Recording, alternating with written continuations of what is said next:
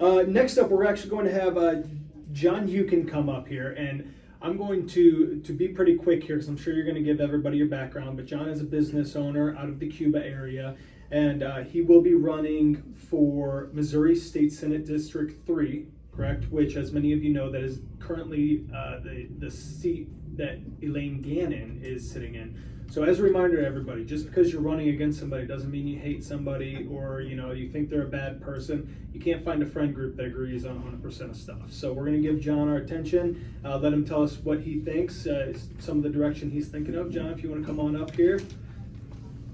So guys, please welcome John.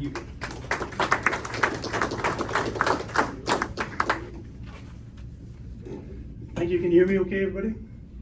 All right. My name is John Hewkin, as he said. I want to thank you for this opportunity. I thank Joe for letting me be on the agenda tonight. He told me to try to keep it short, so I'm going to try to cover the last 45 years of my life in about 5 minutes. I look at this as a job interview. I'm asking to go to work for you, to represent you in Jeff City. The Senate district in District 3 has never voted for a senator. With the redistricting, I don't know if you know, but it's Crawford County, Washington County, St. Francis, St. Genevieve, and Southern Jefferson County. So the district has changed immensely. Next year, 2024, will be the first time that this district has elected a senator. I intend to be on that ballot. First of all, why would I be running for this position? I love the United States. I love Missouri. I feel like some of the things that are going on right now, I shake my head every day when I watch TV and think, how can this be? How can we be even having these conversations? I can't sit around and watch it anymore. As you see on the handout that I gave, I have 17 grandchildren. 12 of those are under the age of 11. When I look at the things that are going on, I'm like, how can I just sit there and do nothing? So here I am, putting my hat in the ring. My mouth is getting amazingly dry. A funny story about Jason Smith. In 2005, when Jason ran for state rep, he was in Dent County, and back then the district was Dent County and Crawford County. And I was going to run against Jason Smith from Crawford County. Bill Lang, who Jason worked for at the time, came over and talked to me at the pharmacy and said, hey, I really don't think you should run. You've got kids, you're involved in a lot of things. This is going to take a big commitment. So, and Jason is going to do this. He said, I think he'll be good at it. I decided he was probably intelligent and talking to me that way, and I decided, okay, I'm not going to do it. So at least since 2005, I've been thinking about getting into politics. Thought about running last year, and when they redistrict our area, the gentleman, Ron Copeland, who is our state rep now, I think he's doing a fantastic job, and I don't think we gain anything by me running against Ron. And so we didn't run last year. I think it was Sir Edmund Burke said, the only thing necessary for the triumph of evil is for good men to do nothing. Now, apparently Burke didn't really say that, but he's credited with it, so that's who we're going to give the credit to tonight. But that's a big reason for why I'm here, is I want to be able to stand up and say no. A little bit about me: I'm from a small town. My mom worked 3 jobs to keep our heads above water. I learned early on that you have to work hard to get things that you want.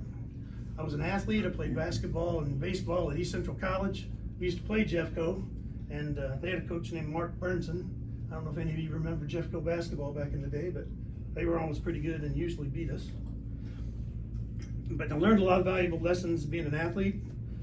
I married my high school sweetheart, Lynn. We've been together for 41 years. Went to pharmacy school in 1985 at the St. Louis College of Pharmacy. I bought a store back in my hometown that I started out as the delivery boy and the bottle washer in 1987. I bought my competition in 1989. I sold the store later in 2008. I have 4 children. They were all involved in sports, 4-H. I've been in cattle business. I had a small cattle farm, but I never could get my cows to calve on my days off, so I thought probably I should get out of the cattle business. Been involved in my community. I was, on church boards, on the Lifeline Pregnancy Care Center board.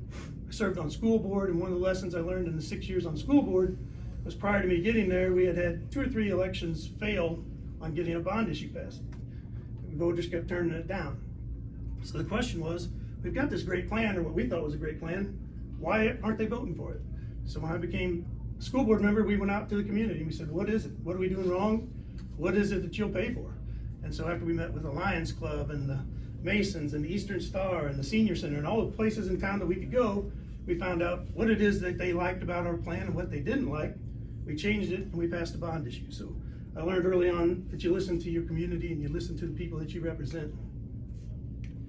Let's see, I currently am a pharmacist at Sullivan BJC Hospital.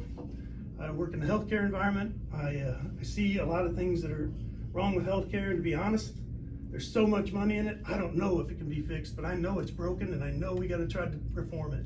And so I intend to be part of helping to be that voice for reform and changing our healthcare system. I'm conservative, I'm a Christian, I'm pro-life, I'm pro-Constitution, especially Second Amendment. Shall not be infringed is pretty clear to me. For healthcare reform, I would support small business. I've been a small businessman. If you look at it the way I look at it, I was kind of forced out of business by big business, the CVS, the Walgreens, the people that own the insurance companies and squeeze the little man. And if you look around, you'll see less and less independent pharmacies than there have ever been because they're basically pushing them out. I'm for education reform, transparency. I'm for choice, parental control. You know, I was amazed, I was talking to some school board members about how they have to make a budget and get it approved, and they don't even know when the state's gonna fund it. And so they're sitting there waiting to see how much money they're gonna get, but yet they have to have a budget submitted that said this is how much money we're gonna submit, and they don't have any idea what they're gonna get paid. That's crazy. Nobody has to work like that. I'm for protecting our borders. I think it's crazy. I've got 2 son-in-laws that are policemen, so I definitely back the blue. I'm against human trafficking and the attack on the family. I don't think at any time in history have I seen more of attack on children and on the family. And so I think we have to protect those 2 institutions more than we ever have in the past. I'm all about America first, but I think we can make Missouri first, and I think state by state is how you change America first. So I think we make Missouri as strong as we can possibly make it. I will stop here with a Bible verse from Ephesians. It says, I can't read my own handwriting. For we wrestle not against flesh and blood, but against principalities, against powers, against rulers of darkness of this world, against spiritual wickedness in high places. I don't think at any time that's been more prevalent than it is now.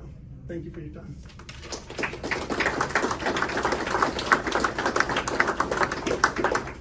Thanks, John, and great job keeping that short. You were rolling through that, buddy. I appreciate that.